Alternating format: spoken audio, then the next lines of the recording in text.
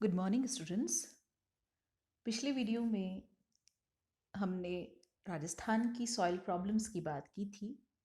राजस्थान में जो मृदा संबंधी समस्याएं हैं, जैसे कि लवणता, जैसे कि इरोजन, अपरदन, चाहे वो जल द्वारा हो अथवा पवन द्वारा हो, लवणीयता, और इसके अलावा सेम की समस्या, इनकी बात की थी। आज हम बात करेंगे इसी संदर्भ में डिजर्टिफिकेशन यानी कि मरुस्थलीकरण, इसका तात्पर्य, इसके कारण और इसके निराकरण।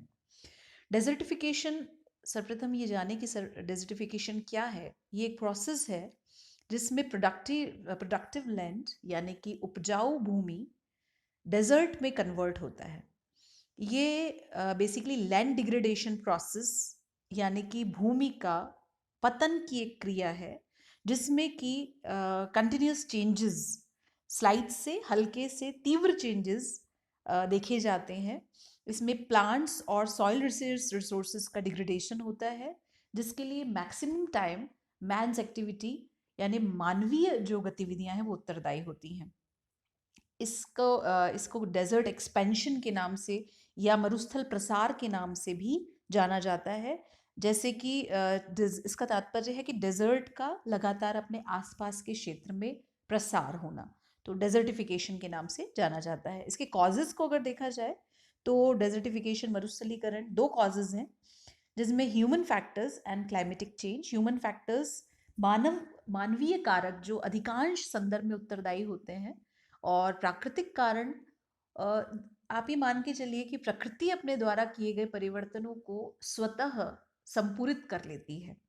लेकिन मानवीय गतिविधियां, जो कि मानवीय इंटरवेंशन, मानवीय हस्तक्षेप के रूप में होती है, उन्हें प्रकृति अपनी सामान्य दर से कह सकते हैं कंपनसेट नहीं कर पाती, क्षतिपूर्त नहीं कर पाती।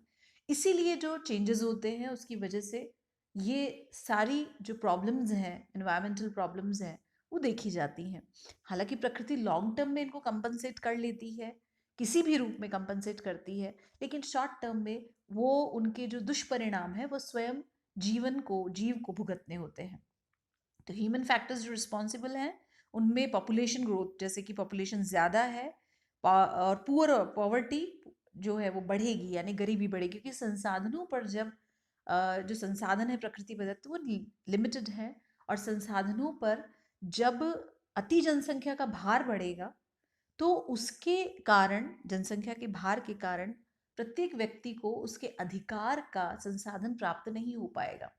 ऐसे में ओवरग्रेजिंग, चारागाह अगर कोई व्यक्ति कर रहा है, ऑक्यूपेशन, अलग अलग ऑक्यूपेशंस जो है, उसमें चारागाह के लिए अगर अधिक उसके पास कह सकते हैं मवेशी हैं, कैटल्स हैं, तो वो कम चारागाह भूमि को भी अधिक से अधिक मवेशियों द्वारा वो चारागाह के रूप में प्राप्त करवाएगा, जिसके कारण जो फॉरेस्ट लैंड है, जो श्रब्स हैं, वो कम होती चली जाएंगी, हटती चली जाएंगी, और सॉइल लूज होती चली जाएगी, और सॉइल का विंड इरोजन बहुत आसान हो जाएगा। और इस तरह सैंड लगातार, सैंड ड्यून्स, बेसिकली अगर हम इसे जोग्राफिकल कंसेप्ट में देखें तो सैंड ड्यून्स का लगातार जो फर्टाइल लैंड है उनकी तरफ बढ़ना, विंड की वजह से, इरोजन टेक्निक्स, ट्रांसपोर्टेशन की वजह से बढ़ना, धीरे धीरे जो एल्यूवियल सॉइल या ब्लैक सॉइल है वो भी सैंड सॉइल में कन्वर्ट होती जाती है, क्योंकि सैंड ड्यून्स पूरी तरह से बिखरे हुए होते हैं, वो बंधे हुए नहीं होते, उनमें फॉरेस्ट्रेशन नहीं होता,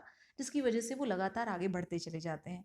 इसी तरह दूसरा फैक्टर है डिफॉरेस्ट्रेशन, क्योंकि जब जनसंख्या बढ़ती है तो मनुष्य को बसावट के लिए, मनुष्य को अधिवास के लिए, वहाँ उसको बसाने के लिए जो लैंड रिसोर्स चाहिए उसमें फॉरेस्ट को काटना होता है। इसी तरह अर्बनाइजेशन होता है, या एग्रीकल्चरल लैंड, फॉरेस्ट से एग्रीकल्चरल लैंड, और एग्रीकल्चरल लैंड से कॉन्क्रीट जंगल्स या बिल्डिंग्स में कन्वर्ट होते हैं। इसकी वजह से लगातार जो मृदा है वो हम कह सकते हैं उसकी प्रोडक्टिविटी कम होती जाती है, वो धीरे धीरे डेजर्ट में कन्वर्ट होती जाती है। इसी तरह ओवर क्रॉपिंग, जनसंख्या के अति भार, अति पोषण की जो स्थिति है उसका पोषण पूर्ण करने के लिए ओवर क्रॉपिंग, यानी कम भूमि में अधिक से अधिक फसल उगाई जाती है, जिससे अधिक से अधिक प्रोडक्शन हो सके और अधिक से अधिक जनसंख्या का भरण पोषण हो सके। एक समय में इसके द्वारा प्रोडक्शन आप ज़्यादा हासिल कर सकते हैं, लेकिन लॉन्ग टर्म में वो सॉइल अपनी फर्टिलिटी ख़त्म कर देगी, क्योंकि संसाधन है, संसाधन की फर्टिलिटी को भी रिसाइकिल होने के लिए टाइम चाहिए, उसको आपको छोड़ना पड़ेगा। क्रॉप रोटेशन जिसका एक बहुत मेजर एग्जाम्पल है। लेकिन जब आप उस पर लगातार क्रॉपिंग करते रहेंगे, लगातार एग्रीकल्चर करते रहेंगे, तो उसका दुष्परिणाम हमें तो देखने को मिलेगा, वो होगा सॉइल की फर्टिलिटी कम होगी और डेजर्टिफिकेशन होगा। इसी तरह से अप्रोप्रिएट इरिगेशन की जो टेक्निक्स हैं, बहुत ज़्यादा, क्योंकि हमने लास्ट वीडियो में बात की थी सॉइल में एयर और सॉइल वाटर दोनों का जो कंटेंट है 50-50 का रेशियो होना चाहिए। इरिगेशन अगर ज़्यादा है तो वो वाटर लॉक्ड हो जाएगी, जलमान अवस्था में आ जाएगी, एयर उसकी जो पोर्स है वो बंद हो जाएंगे और उससे एयर पास नहीं हो पाएगी, जिसकी वजह से वो जो सॉइल है वो अपनी प्रोडक्टिविटी समाप्त कर देगी, धीरे धीरे उसकी प्रोडक्टिविटी खत्म हो जाएगी। इसी तरह से जो दूसरा कारण है वो है क्लाइमेटिक चेंज का, जिसमें ग्लोबल वार्मिंग, अगर टेम्परेचर बढ़ता है, टेम्परेचर लगातार बढ़ते हैं तो आइस जो आइसबर्ग्स हैं वो पहले पिघलेंगे और उसके बाद पहले सी लेवल राइज होगा, और जैसे उस समय तो सर्दी होगी और बाद में टेम्परेचर बहुत ज़्यादा बढ़ेंगे। जब टेम्परेचर ज़्यादा बढ़ेंगे तो उसकी वजह से धीरे धीरे रेनफॉल, जो सेकेंड फैक्टर है, रेनफॉल कम होगा, प्रिसिपिटेशन कम हो जाएगा। प्रिसिपिटेशन कम होने से वो धीरे धीरे सैंड जो है वो विंड के ज़रिए आगे बढ़ेगी, विंड की वेलोसिटी बढ़ेगी, विंड की वेलोसिटी बढ़ने से वो आगे बढ़ेगी और आगे बढ़ने से डेजर्ट एक्सपांशन होगा, डेजर्ट का प्रसार होगा। या लास्ट में जो बॉटम स्ट्रिप में दिया हुआ है वो है लेस सॉइल फर्टिलिटी, यानी सॉइल फर्टिलिटी कम होगी, सॉइल का अवनयन यानी कि मृदा की जो गुणवत्ता है उसमें अवनयन होगा, और सॉइल एरिडिटी जो है वो इंक्रीज होगी, जो मृदा की शुष्कता है वो बढ़ेगी, जिसके कारण डेजर्टिफिकेशन बढ़ेगा। फिजिकल, अब इनके इम्पैक्ट्स की हम बात कर दें कि जो डेजर्टिफिकेशन है, जब मरुस्थल का प्रसार होता है तो कौन कौन से प्रभाव पड़ते हैं, किन किन चीज़ों पर प्रभाव पड़ते हैं। फिजिकल इम्पैक्ट में सॉइल इरोजन होता है, यानी कि मृदा का कटाव होता है। क्रैक्ड सॉइल, जहाँ पिक्चर में देख पा रहे हैं कि सॉइल जो है वो क्रैक्ड स्टेज में हो जाती है, इससे एग्रीकल्चर नहीं हो पाती। लॉस ऑफ प्लांट्स और एनिमल्स, नए प्लांट्स तो उनका डेवलप होना तो बहुत दूर की बात है, जो है वो भी समाप्त हो जाते हैं, इस पोजीशन में वो सरवाइव नहीं कर पाते। गलीइंग, बहुत छोटी छोटी सी गलियां बन जाती हैं, रिवर्स ड्राई रिवर्स हो जाती हैं, नदियां हैं वो भी पूरी तरह शुष्क हो जाती हैं। ग्रोथ ऑफ डेजर्ट, डेजर्ट लगातार बढ़ता जाता है। और इंक्रीज ऑफ सैंडस्टॉर्म, यानी जो रेत के तूफान हैं, जो बवंडर हैं वो बढ़ते हैं। और इसी तरह से फ्लैश फ्लड्स, कभी कभी अचानक जो रेनफॉल होती है उसके कारण, क्योंकि पानी परकोलेट नहीं कर पाता, इतनी क्रैक्ड हो जाती है ये और इतनी स्टिफ हो जाती है, जो हार्डन्ड हो जाती है जो सॉइल, वो पानी अंदर नहीं जा पाता, और इसकी वजह से जब फ्लड्स आते हैं तो पानी ऊपर बना रहता है सतह पर, वो अंदर नहीं जा पाता, ना ग्राउंड वाटर रिचार्जिंग हो पाती है।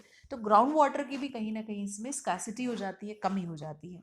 ह्यूमन इम्पैक्ट्स की अगर बात, मतलब इस संदर्भ में हम बात करें तो वहाँ की इकोलॉजी को, वहाँ की इकोसिस्टम को बहुत ज़्यादा हार्म होता है।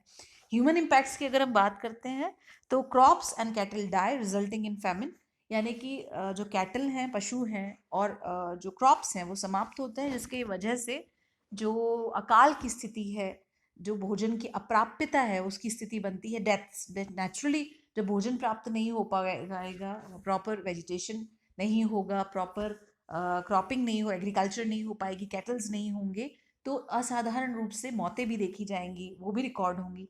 माइग्रेंट्स जनरली फिर दूसरी जगह पर हो सकता है, वो सिटी में भी मूव कर सकते हैं, जिसकी वजह से इनफॉर्मल सेटलमेंट्स या कच्ची बस्तियों का भी, ओवर पॉपुलेटेड अर्बन एरियाज का भी डेवलपमेंट होता है, उनकी भी वृद्धि होती है। अब इसका अगर काउंटर मेजर और प्रिवेंशन, कैसे इसको रोका जा सकता है। डेजर्टिफिकेशन बायोडाइवर्सिटी, यानी कि जैव विविधता के लिए एक बहुत बड़ी चुनौती है। बायोडाइवर्सिटी एक्शन प्लान्स, कुछ कंट्रीज़ ने इस बायोडाइवर्सिटी एक्शन प्लान्स में इसके इफ़ेक्ट्स को देखते हुए, और particular in relation to endangered, जो हम कह सकते हैं जो कह सकते हैं जो खतरे में है, ऐसे फ्लोरा और फौना के प्रोटेक्शन के लिए कुछ अपने प्लान्स भी बनाए हैं। और इसके लिए गवर्नमेंट और पीपल का एटीट्यूड जो है वो बहुत ज़्यादा इम्प्रूव करने में मदद कर सकता है। रिफॉरेस्ट्रेशन सबसे इम्पॉर्टेंट है, वापस पुनर्वनीकरण, क्योंकि सबसे महत्वपूर्ण बात, अगर जो सॉइल है उसे ग्रिप करने में कुछ मदद करता है तो वो और कुछ भी नहीं, कोई आर्टिफिशियल, कोई और मानवकृत साधन नहीं हो सकता। वो सिर्फ और सिर्फ फॉरेस्ट हो सकते हैं, क्योंकि फॉरेस्ट की जो रूट्स की ग्रिप है वो नेचुरली इन सॉइल को बांध के रखती है सॉइल को, जिसकी वजह से वो सॉइल इरोड नहीं हो पाती, एक स्थान से दूसरे स्थान पर ट्रांसपोर्ट नहीं कर पाती। तो reforestation is the best way. इसके अलावा फिक्सेशन ऑफ सॉइल में शेल्टर बेल्ट्स लगाई जा सकती हैं, जो वही वन पेटी का बनाना है, फेंसिंग उनसे उनके जरिए तैयार करना है, जिसके द्वारा जो विंड की वेलोसिटी है वो कम हो जाती है। कंटूर ट्रेंचिंग का तात्पर्य एक ऐसी एग्रीकल्चरल टेक्निक है जो कि एरिड सब एरियाज में पानी और सॉइल के कंजर्वेशन के लिए और एग्रीकल्चर प्रोडक्शन को बढ़ाने के लिए बनाई जाती है।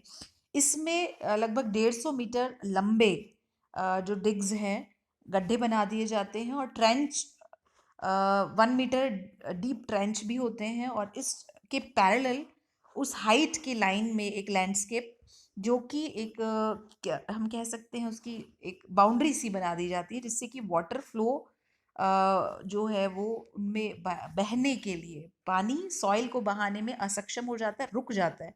स्टोन वॉल्स जो हैं वो बनाई जाती हैं, जिससे कि वो ये स्टोन वॉल्स उन ट्रेंचेस को, उन गड्ढों को भरने से भी रोक देती हैं और पानी को और सॉइल को आगे बहने से बचाती हैं।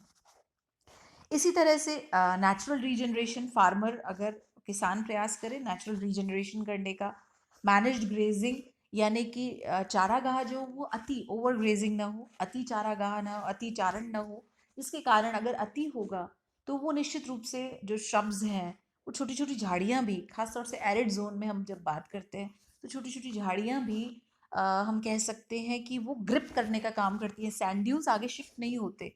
वरना अगर आप देखेंगे तो रात से सुबह तक सैंड ड्यून्स शिफ्ट होकर के आगे चले जाते हैं, कई कई किलोमीटर्स आगे शिफ्ट हो जाते हैं। तो इन सैंड ड्यून्स को शिफ्ट होने से बचाने का एक बहुत महत्वपूर्ण कार्य जो यहाँ की जो लोकल वेजिटेशन है वो करती है, और अतिचारण से उनको वो खत्म हो जाती है, जिससे सॉइल ग्रिप नेचुरली हो रही है वहाँ पर वो समाप्त होती है। इसके बचाव के लिए जैसा कि हमने देखा यहाँ पर एफोरेस्ट्रेशन, वापस पुनर्वनीकरण होना चाहिए, कंट्रोल्ड ग्रेजिंग होनी चाहिए, ये सारे एस्पेक्ट्स हैं जो कि निश्चित रूप से मदद कर सकते हैं रेगिस्तान के प्रसार और प्रचार से बचने के माध्यम है, जिससे कि एक environmental friendly flora and fauna वहाँ पर डेवलप हो सके। सरकार भी अपने स्तर पर कई प्रयास कर रही है, जैसे डेजर्ट डेवलपमेंट प्रोग्राम शुरू किया गया था 1977-78 में, वहाँ पर भी इस तरह के प्रयास किए जा रहे हैं। लेकिन जब तक रूट लेवल से ये चेंजेस शुरू नहीं होंगे, जब तक ग्रामीण स्तर से ये चेंजेस शुरू नहीं होंगे, तब तक अपरूट तक, ऊपर तक, स्टेम लेवल तक ये चेंजेस दिखाई नहीं दे सकते। सिर्फ सरकारी स्तर पर नीतियां बनने से ये पूर्ण नहीं होंगे, वो इम्प्लीमेंटेशन हमारे स्तर से प्रारंभ करना होगा। तो आशा करती हूँ बात आपको समझ में आई होगी। प्रश्न कई बार बड़ा भी आ जाता है और छोटा शॉर्ट नोट में आने के ज़्यादा चांसेस हैं कि व्हाट इज़ डेजर्टिफिकेशन, मरुस्थलीकरण से आप क्या समझते हैं, उसकी कॉजेज़, उसके कारण, उसके प्रभाव और उसके निराकरण के उपायों की व्याख्या कीजिए, उनका वर्णन कीजिए। इनकी नोट्स आप बना लीजिए। Thank you and take care.